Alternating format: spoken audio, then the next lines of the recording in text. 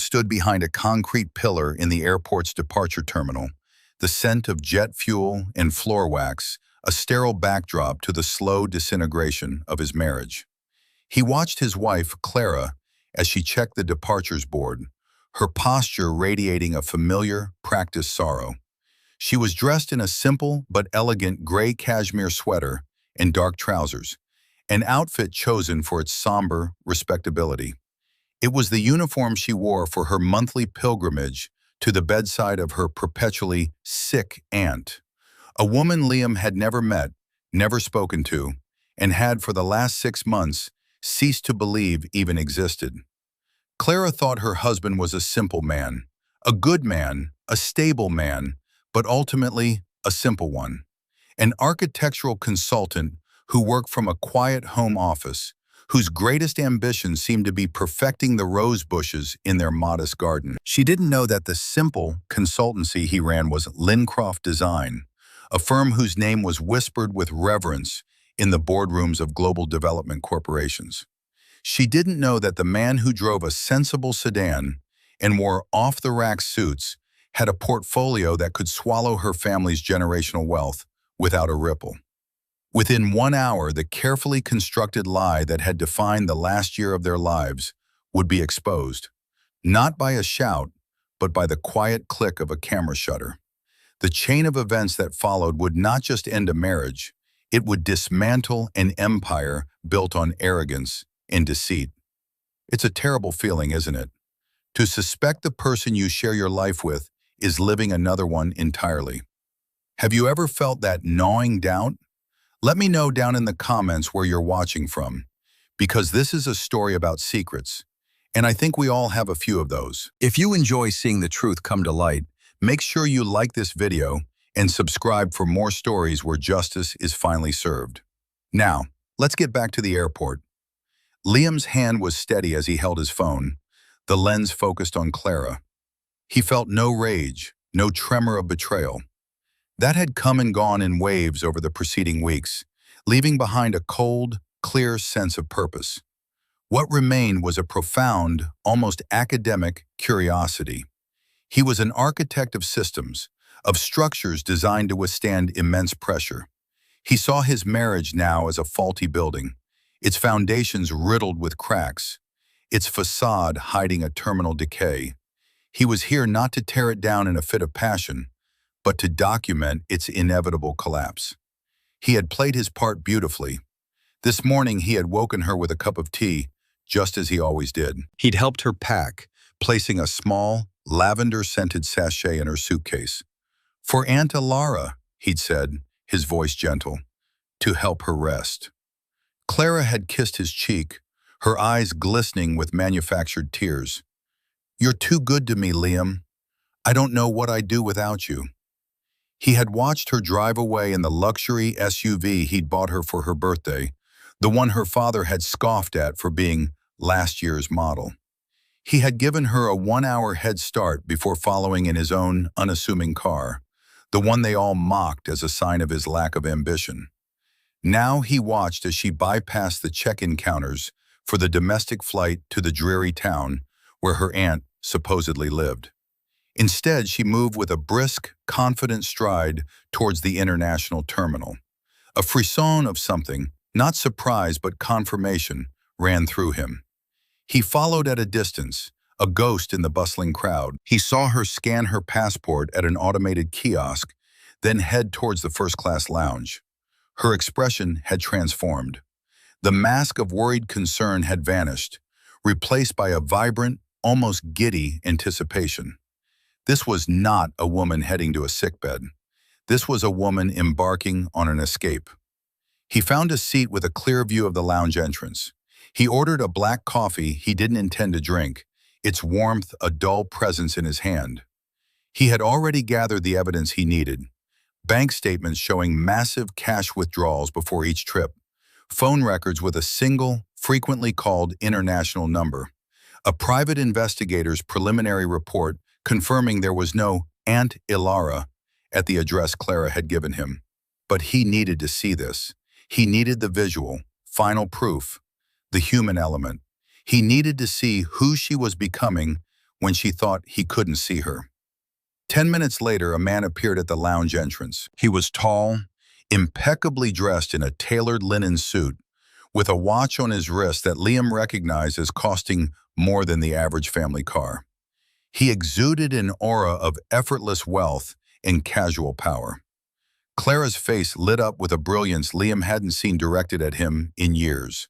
She rose, and they met in an embrace that was anything but familial. It was long, intimate, and proprietary. The man's hand rested possessively on the small of her back. Liam raised his phone. The lens zoomed. He saw the way Clara tilted her head back, the look of adoration in her eyes. Click. The image was sharp, undeniable. He took another. Click. And a third. Click. He saved them to a secure folder, his movements precise and methodical. He then stood up, leaving the full coffee on the table, and walked away. He didn't look back. The documentation was complete. The demolition could now be scheduled. The first crack in the facade had appeared 3 months earlier, during the monthly ritual of Sunday dinner at the home of Clara's parents, Harold and Beatrice Fairchild.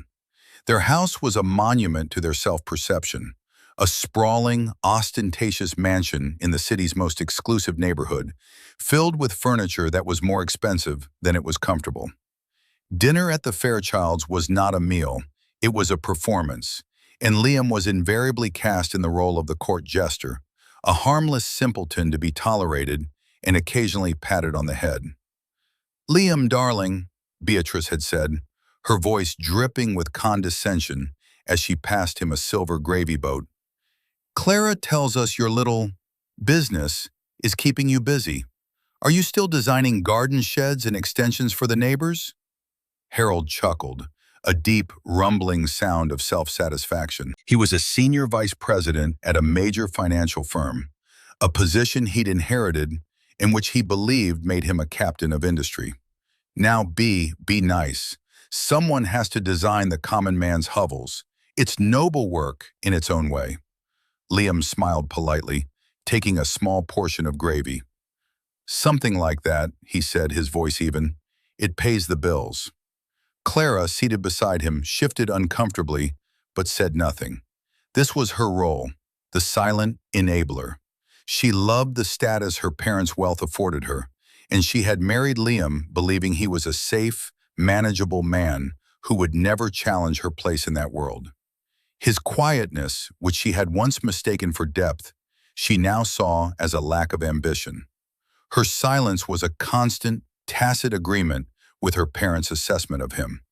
It hurt more than their open mockery. "Well, I hope it pays them well enough," Harold continued, carving a slice of roast beef with surgical precision. "Clara mentioned poor Ilara's medical expenses are becoming quite substantial. It's a terrible burden, of course, but family is family." He looked at Liam, his eyes sharp. "You are taking care of that, I trust? My daughter shouldn't have to worry about such things." "Of course," Liam said calmly. "Clara has whatever she needs." Inside his jacket pocket, his fingers brushed against a slim, leather-bound notebook. It was his private log, where he noted every slight, every condescending remark, every dubious withdrawal from their joint account marked Aunt Ilara Medical. The entry for this evening would be particularly detailed.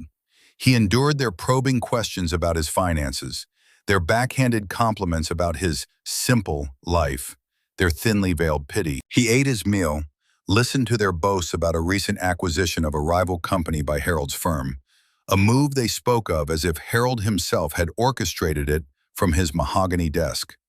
Liam knew the truth. He knew Harold's firm, Sterling Thorne, hadn't acquired anyone. They were, in fact, the ones being acquired. The buyer was a silent international conglomerate that operated through a series of shell corporations. One of those corporations was owned, in its entirety, by Liam. He had initiated the buyout 6 months ago. Harold's entire professional world was about to be turned upside down, and the architect of that change was sitting at his dinner table, being lectured about the importance of being a good provider. The dramatic irony was so thick, Liam could have cut it with his steak knife. Later, as they were leaving, Beatrice pulled Clara aside. Liam, pretending to admire a hideous vase, was close enough to overhear.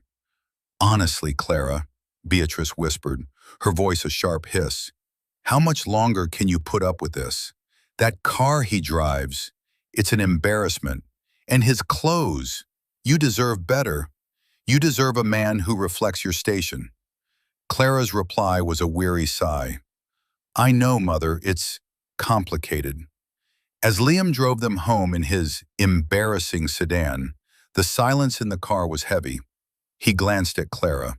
She was staring out the window, her reflection a pale, unhappy mask in the glass. He wanted to ask her, to confront her, but knew it wasn't the time. A strategic demolition requires patience. You don't just swing a wrecking ball. You study the blueprints, you identify the load-bearing walls, and you place the charges with precision. He had the blueprints, and he was getting very close to placing the charges. That night he couldn't sleep. He went to his home office, a space Clara rarely entered, dismissing it as cluttered and boring. The room was his sanctuary, the nerve center of his hidden life. On one wall were architectural renderings of his latest project, the Apex Tower, a skyscraper that was set to redefine the city's skyline. It was a project of immense complexity and breathtaking ambition. On his desk, next to the schematics, lay the preliminary acquisition report for Sterling Thorne. He picked it up, the crisp paper cool against his fingertips. This was his symbolic object, the physical manifestation of his hidden power. He looked from the tower that would touch the clouds to the report that would bring a titan to his knees. He felt no glee, only a grim sense of necessity. He was a man who built things, but he was beginning to understand that sometimes, before you can build something new and true, you first have to tear down the old, rotten structure. The requests for money became more frequent. 2 months after that disastrous dinner, Clara approached him in the living room, her face a carefully constructed mask of anxiety. She held a tablet displaying what looked like a medical bill. The numbers were astronomical. "Liam, it's Aunt Elara," she began, her voice trembling slightly. "The doctors want to try a new experimental treatment. It's terribly expensive, but it's her only hope." Liam looked at the screen. The invoice was a clumsy forgery, something she'd likely created with a simple online template. The hospital name was misspelled. The medical codes were nonsensical. A year ago, he would have noticed nothing, blinded by trust. Now every detail screamed its falsehood. He felt a cold pity for her, that she thought him so unobservant, so easily fooled. He had to play his part, to see how deep the deception went. He feigned concern, taking the tablet from her hands.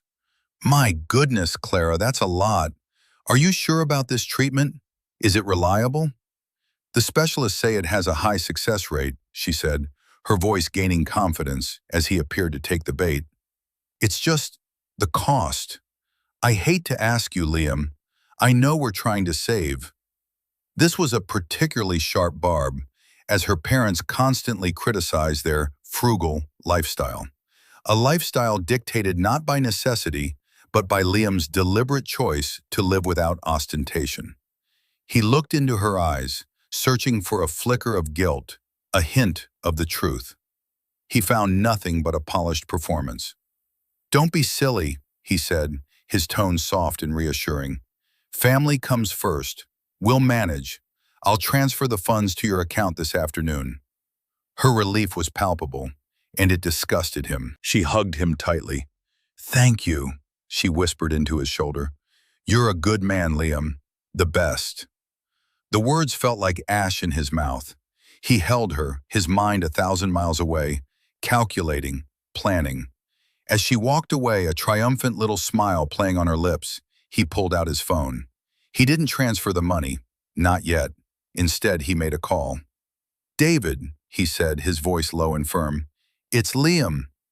David Thorne, his lawyer and one of the few people who knew the full extent of his wealth and influence, answered immediately. "Liam, I was just reviewing the final papers for the Sterling Thorne deal. It's ready to close whenever you give the word." Good, hold on that for now, Liam instructed. I have another matter. It's personal. I need you to start preparing divorce papers. There was a moment of silence on the other end of the line. David was not just his lawyer, he was an old friend. I'm sorry to hear that, Liam. Are you sure? I've never been more sure of anything in my life, Liam replied, his gaze falling on the forged medical bill still displayed on the tablet. And I need you to do something else. I want to set up a new trust, an irrevocable one, and I want to begin the process of liquidating certain shared assets and moving the capital, quietly. Understood, David said, his tone all business now. Consider it done. I'll need some details from you. I'm sending you a file now, Liam said, walking towards his office. It contains everything you need to know. Bank statements, recordings, photographs, a full narrative of the deception. He spent the next hour compiling the evidence, his movements precise and detached. Each document he attached to the email was another nail in the coffin of his marriage. He felt a strange sense of liberation. The weight of pretending, of absorbing the endless stream of slights and lies, was beginning to lift. He was no longer a passive victim in their drama. He was now the director. Later that afternoon, he transferred the money to Clara's account as promised. He watched online as, within minutes, the full amount was wired to an offshore account in the Cayman Islands. It was the same account number he'd seen on previous statements, the one linked to the international phone number he had traced. It belonged to a man named Julian Croft, a charismatic grifter known for seducing wealthy women and draining their finances.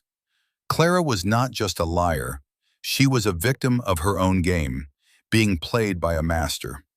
A part of him should have felt a flicker of sympathy, but he couldn't summon it. She had made her choice. She had chosen deceit over honesty, status over substance, a fantasy over the reality of a man who would have given her the world if she had only bothered to see him for who he truly was.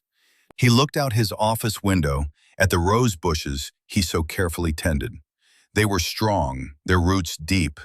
They had weathered storms and droughts, but even the hardiest plant could not survive a persistent poison at its roots. He had been watering a poisoned garden for far too long. It was time to pull it up, soil and all, and start again. The final humiliation came a month before he followed her to the airport. It was once again at her parents' home. This time the occasion was their anniversary. Harold and Beatrice were celebrating 40 years of a marriage that, from Liam's perspective, looked more like a corporate merger than a loving partnership. The house was filled with their equally arrogant and status-obsessed friends. Liam felt like an anthropologist observing a strange, alien tribe. They were all gathered on the grand terrace overlooking a meticulously manicured lawn. Champagne flowed freely. The conversation, as always, revolved around money, acquisitions, and the failings of those less fortunate. Liam stood by the balustrade, nursing a single glass of sparkling water, when Harold clapped him on the shoulder, his grip a little too firm. "Liam, my boy, just the man I wanted to see," Harold boomed, drawing the attention of a small circle of his cronies. "We were just discussing real estate. The old Henderson estate just went on the market. Prime location, 10 acres, private lake, a true legacy property." He winked at the other men. "Of course, it's in a different stratosphere. You wouldn't know about places like that, but a man can dream, eh?" The men chuckled. It was a clear, deliberate act of social castration, designed to remind everyone of Liam's perceived lowly status. Liam smiled faintly. "It sounds lovely, Harold." He knew the Henderson estate well. It was a magnificent property, a masterpiece of classic architecture he had admired since he was a young student. He also knew the listed price was a staggering $50 million. "Lovely doesn't begin to cover it," Beatrice chimed in, gliding over to join them. She looped her arm through Harold's. "We're thinking of putting in an offer. It would be the perfect place to retire. Imagine, Clara, darling," she called out to her daughter, who was chatting nearby. "Weekends at the estate. It would finally solidify our family's position. She looked at Liam, a pitying smile on her face.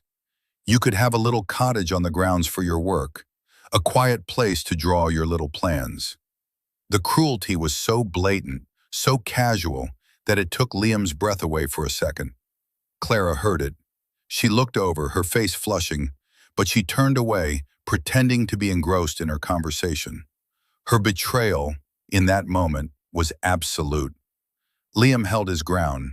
He met Beatrice's gaze, his own expression unreadable. That's a very generous thought, Beatrice, but I'm not sure a cottage would suit me. Harold laughed again. Still dreaming big, are we? I like that. A little ambition is good for the soul. Just don't get your hopes up, son.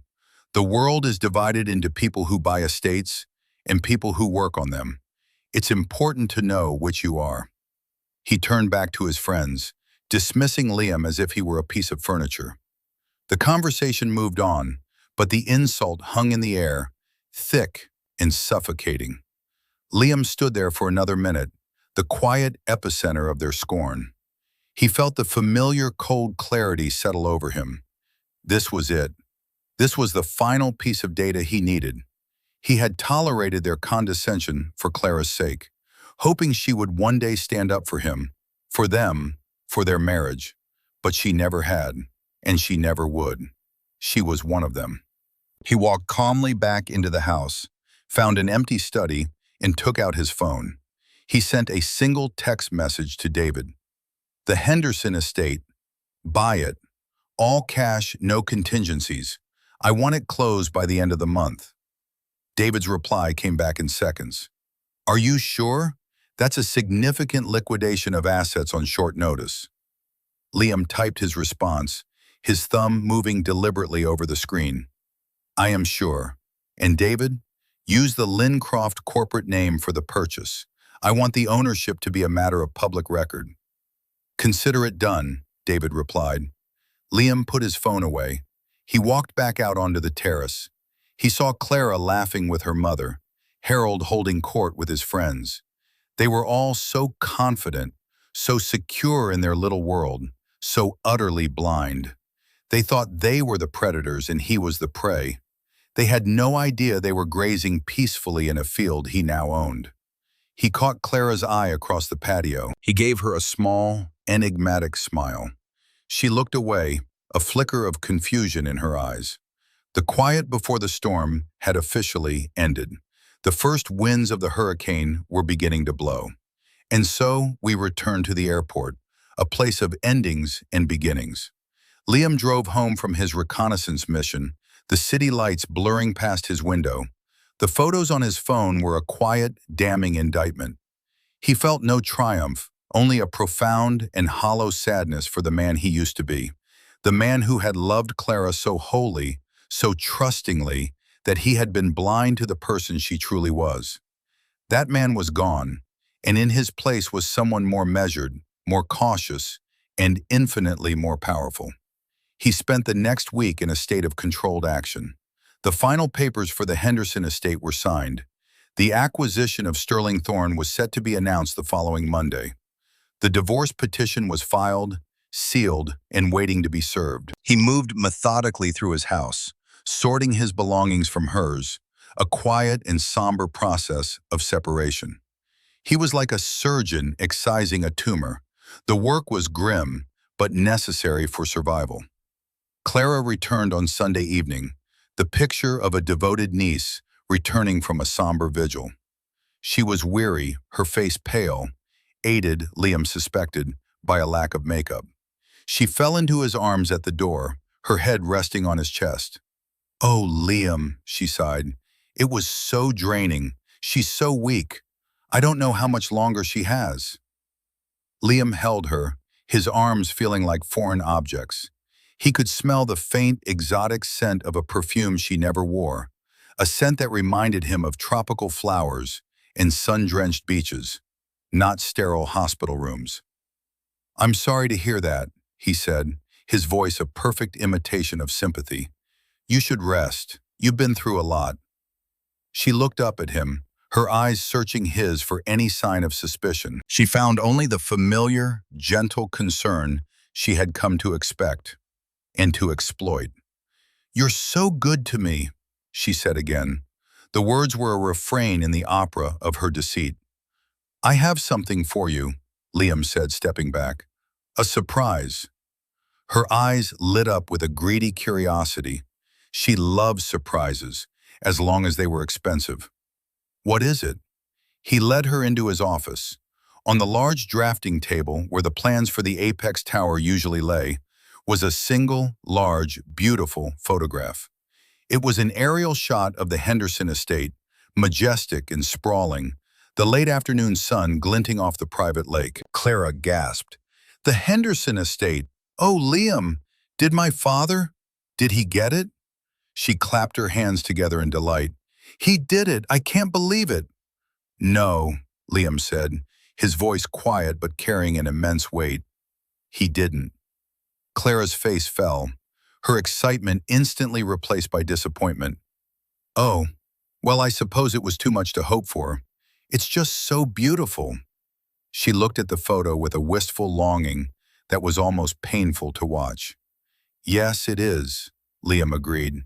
He let the silence stretch, watching the emotions play across her face. "That's why I bought it." Clara stared at him. She blinked once, then twice. A small, confused laugh escaped her lips. "You?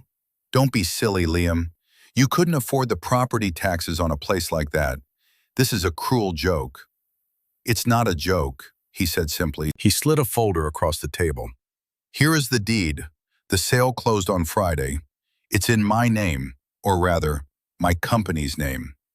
Her hand trembled as she opened the folder. She saw the legal documents, the official seals, the purchase price, and she saw the name of the buyer, Lincroft Design Group. She looked from the paper to his face, her mind struggling to reconcile the man she thought she knew with the name on the deed. "Lincroft, but that's your little company." "It's not a little company, Clara," he said, his voice still level, still calm. "It's a global architectural and investment firm. I am the sole owner." He paused. "The Apex Tower downtown? That's one of my projects. The new City Art Museum? Also mine. The Sterling Thorne acquisition your father was so proud of his firm avoiding? They didn't avoid it. They were the target. My company is the buyer. The announcement is tomorrow morning." The color drained from Clara's face. She stumbled back, gripping the edge of the table for support. She was looking at him as if for the first time, the foundation of her world turning to sand beneath her feet. "No," she whispered, "that's not possible. You drive a sedan. You clip coupons." "I value privacy over ostentation," he said. "It's a distinction you and your family have never understood." He picked up his phone and swiped to the photos he had taken at the airport. He turned the screen towards her. "I also value honesty, which is something you seem to have forgotten entirely." She saw the image of herself in the arms of Julian Croft, her face alight with a joy she had never shown him. The lie was finally, irrevocably cornered. There was nowhere left for her to run. The carefully constructed world she had built for herself, the double life funded by her husband's quiet generosity, had just been leveled by a single, softly spoken revelation. The demolition was complete. Now came the fallout. Clara's first reaction was not remorse, but panicked denial. "That's not what it looks like," she stammered, her eyes wide with terror. He's a friend. He was just comforting me. I was so upset about my aunt." Liam didn't raise his voice. He didn't need to. His quiet authority was more devastating than any shout. "Your aunt's name is Alara, you said? That's a beautiful, uncommon name. It's a shame no one by that name has lived at the address you gave me for the last 20 years. I had it checked. I also had the hospital you claim she was in checked. They have no record of her. Ever." He swiped to the next photo, a candid shot of her and Julian clinking champagne glasses in the first-class lounge. This is an interesting way to mourn, Clara. A flight to Bali, first class. Is that part of the new experimental treatment? Every word was a precision strike, dismantling her lies one by one. She opened her mouth, then closed it again. The fight went out of her, replaced by a dawning, horrifying understanding of the scale of her miscalculation. She had not just underestimated him, she had failed to see him at all. "You knew," she whispered, her voice barely audible. "How long have you known?" "I've suspected for 6 months. I've known for 3, he stated, his tone devoid of emotion. "I gave you every opportunity to tell me the truth. Every time you asked for money for your sick aunt, you were digging this hole a little deeper." He then began the list of grievances, his voice a calm, relentless metronome of her betrayals. "I remember every dinner at your parents' house, every joke at my expense that you let pass in silence, every condescending remark about my work, my car, my ambition.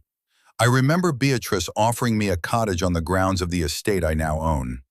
I remember Harold lecturing me on being a good provider, a week before my company acquired his, rendering his entire career subject to my goodwill." He took a step closer, his eyes holding hers.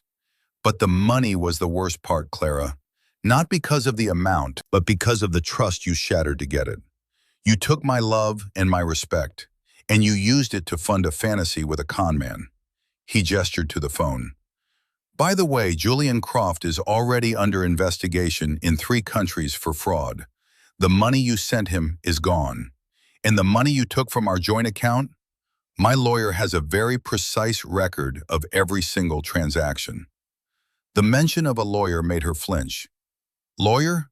Liam, no, we can fix this. I made a mistake, a terrible, terrible mistake. I was foolish, I was unhappy, but I love you. I do." The words were hollow, a desperate, last-ditch effort to salvage the life of luxury she now realized she had thrown away. "No, Clara," Liam said, the finality in his voice like a closing door. "You loved the security you thought I provided. You were unhappy because you thought that security was too small, too simple for your tastes. What you are feeling now is not love. It is the terror of consequence." He walked over to the hallway table and picked up a thick manila envelope. He held it out to her. "These are for you. They're divorce papers. I've already signed them." She stared at the envelope as if it were a venomous snake. "Divorce? You can't. Liam, please, don't do this. Think of everything we've been through." "I have," he said, his voice softening with a trace of the old sorrow. "I've thought of nothing else, and I've realized that what we've been through is a lie you constructed and I enabled. That ends tonight." He placed the envelope on the table in front of her. "I've arranged for you to stay at a hotel for the next few weeks while you figure things out. I've already packed a bag for you. It's by the door." Her carefully composed facade finally crumbled. Sobs racked her body. "Please," she begged, tears streaming down her face. "Don't throw me away. I'll do anything. I'll leave my family. I'll never lie to you again. Just give me another chance." Liam looked at the woman crying in front of him. He felt a pang of pity, but it was overshadowed by a profound sense of resolve. A structure with a failed foundation cannot be repaired. It must be torn down. "The time for chances is over, Clara. You should go now." He turned and walked back into his office, closing the door gently behind him, leaving her alone with the ruins of her life. The news of the Sterling Thorne acquisition broke the next morning. It was the lead story in every financial journal. The name of the acquiring firm, Lincroft Design Group, sent shockwaves through the industry. No one had seen it coming. For Harold Fairchild, the news was not just a shock, it was an apocalypse. He arrived at his office to find a memo announcing an immediate corporate restructuring. His position as senior vice president was being eliminated. He was being offered a generous early retirement package, effective immediately. The memo was signed by the new parent company's transition team on behalf of the owner and CEO, Liam Croft. Harold stared at the name, his mind refusing to process it. Liam, his simple, unambitious son-in-law. It was impossible. He called Beatrice, his voice shaking with a rage born of pure panic. It was him, B. That little nobody. He bought the company. He's firing me. Beatrice was equally hysterical. Clara had arrived at their house late the previous night, incoherent with grief, clutching the divorce papers. She had pieced together the story of Liam's hidden wealth, the purchase of the Henderson estate, the exposure of the affair. For the Fairchilds, it was a catastrophe on every conceivable level.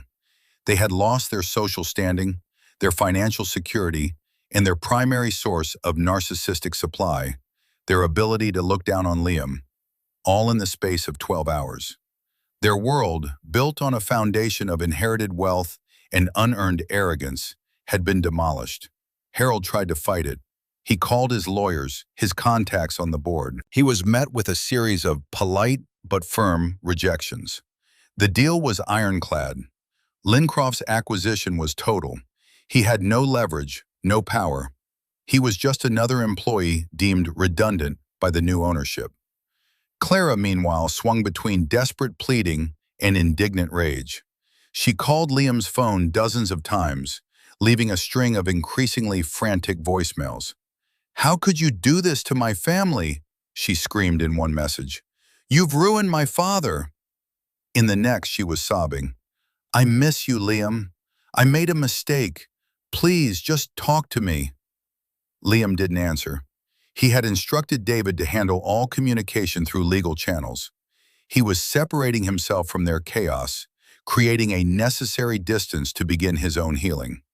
The prenuptial agreement, which Harold and Beatrice had insisted upon to protect Clara from fortune hunters, was now his shield. It clearly stipulated that in the event of a divorce, all premarital assets and any assets acquired through independent professional endeavors would remain the property of the original owner. They had signed it assuming his independent endeavors would amount to little more than a used sedan and some gardening tools. The irony was devastatingly complete. Clara would walk away with only what she had brought into the marriage, a collection of designer clothes and a sense of entitlement the world was no longer willing to indulge. A week later, Liam received an unexpected call. It was from Arthur Vance, a senior partner at Harold's old firm, and a man Liam had always regarded as decent, if somewhat constrained by Harold's blustering leadership. "Mr. Croft." "Liam," Arthur began, his voice hesitant, "I hope this isn't an intrusion. I wanted to, well, first to congratulate you on the acquisition. It was a brilliant strategic move." "Thank you, Arthur," Liam said, surprised by the call. "I also wanted to apologize," Arthur continued, "on behalf of myself and others at the firm who stood by and, well, who witnessed Harold's treatment of you over the years. It was unprofessional and unacceptable. Many of us felt that way, but he was our superior. This was the unexpected ally, not a powerful figure riding in to save the day, but a good man quietly choosing integrity over loyalty to a corrupt system." "I appreciate that, Arthur," Liam said, genuinely touched. "There's one more thing," Arthur said. "I've been asked to lead the transition team from our end. I know the company's strengths and weaknesses better than anyone. I believe I can help Lincroft make this a smooth and profitable integration. I'm asking for a chance to prove that not everyone from Sterling Thorne shares the Fairchild's blindness." Liam considered it. His instinct was to clean house completely, to remove every trace of the old regime. But he was a builder, not a destroyer. He knew the value of a solid foundation. Arthur was part of that foundation. "All right, Arthur," Liam said after a moment. "Let's schedule a meeting for tomorrow morning. Come to my office. We'll talk." He hung up the phone, feeling a sense of quiet satisfaction. He had not set out to ruin Harold, but simply to remove a corrupting influence. By doing so, he had created an opportunity for a better man to rise. It was a small but significant victory for integrity. The consequences were playing out not as a vengeful fantasy, but as the logical, natural rebalancing of an unjust system. The Fairchilds had built their house on sand, and the tide had finally come in. The months that followed were a period of profound transformation for Liam. He moved into the Henderson estate, not as a monument to his victory, but as a sanctuary for his own renewal. The vast, empty rooms, which had once seemed so intimidating, now felt like a blank canvas. He walked the 10 acres of grounds, breathing in the scent of pine and damp earth, feeling the tight knot of tension that had lived in his chest for years finally begin to unwind. He didn't fill the house with extravagant things. Instead, he brought his drafting tables, his books, and his beloved rose bushes, which he planted in a sunny spot overlooking the lake. He poured his energy into his work. The integration of Sterling Thorne under Arthur Vance's guidance was a resounding success. The apex tower broke ground, a testament to his vision and ambition. He worked long hours, finding solace and purpose in the creation of things that were beautiful, functional, and built to last. He was healing. The divorce was finalized quietly and efficiently.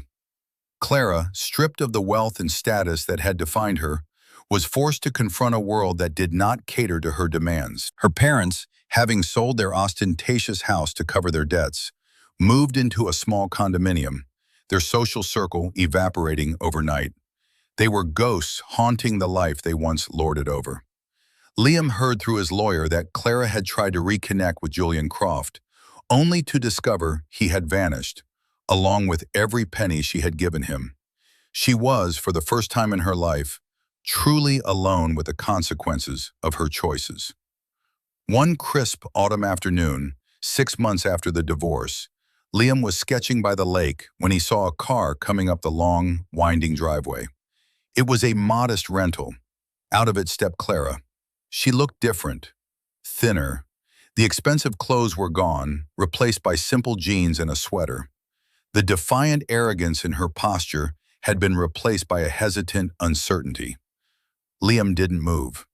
He watched as she approached, his charcoal pencil still in his hand. He felt no anger, no resentment. He simply felt distant. "Liam," she said, her voice soft. "The gate was open." "I know," he said. "I saw you coming." She stood before him, twisting her hands together. "This place is beautiful, more beautiful than the pictures." "It is," he agreed. I came to apologize," she said, finally meeting his eyes. "A real apology this time. Not for getting caught, not because I lost everything. I'm sorry for what I did to you, to us. I was a coward and a fool. I broke your trust, and I broke your heart, because I was too weak to be the person you deserved." The words seemed genuine, stripped of their usual artifice. Liam listened, his expression unchanged. He had imagined this moment many times, but the reality of it was quieter, less dramatic than he had envisioned. "You were right," she continued, her voice cracking. "I didn't know you. I never even tried. I saw what I wanted to see, a simple man I thought I could control. And I missed everything. I missed you." He finally set his sketchbook aside and stood up. He was taller than she remembered, or perhaps she just felt smaller. "I accept your apology, Clara. For my own peace, I accept it." A flicker of hope sparked in her eyes. "Does that mean, is there a chance?" "No," he said gently, but with unshakable firmness. "That part of our lives is over. Some structures are too damaged to be saved. They have to be cleared away to make room for something new. I forgive you, but I cannot go back." She nodded, tears welling in her eyes. But these tears felt different. They felt like tears of genuine loss, not of self-pity. "I understand," she whispered. I had to tell you. I'm working now, as a receptionist. My parents, they're struggling. We're all learning to live differently." "I hope you find some happiness, Clara," he said, and he meant it. His justice had never been about her destruction, but about his own liberation. Her redemption, if it was to come, would have to be her own project, built on a new and more honest foundation. She turned and walked back to her car without another word. Liam watched her go, the autumn leaves swirling around her feet. He felt a chapter of his life finally, truly, close. He picked up his sketchbook. On the page was a preliminary design for a new building, a public library, open and full of light, a place for knowledge, for truth, for new beginnings. He put his pencil back to the paper and began to draw. The past was a blueprint he had filed away. The future was waiting to be built. It's a powerful lesson, isn't it? That true worth isn't about the car you drive, the house you own, or the balance in your bank account. It's about integrity, honesty, and the quiet strength to be true to yourself, even when others try to diminish you. Liam didn't need to shout to prove his value. He simply had to be who he was and let the truth do the work. The Fairchilds built their lives on appearances, and when the facade crumbled, there was nothing left. What did you think of the way Liam handled the situation? Was he too patient, or did his methodical approach deliver the perfect, poetic justice? I'd love to read your thoughts in the comments below. Thank you for joining me on this journey. If you found this story of vindication satisfying, please give it a like and subscribe to the channel for more content that proves that character is the one asset that can never be bought or sold. Until next time, remember to build your life on a foundation of truth. It's the only structure that will truly last.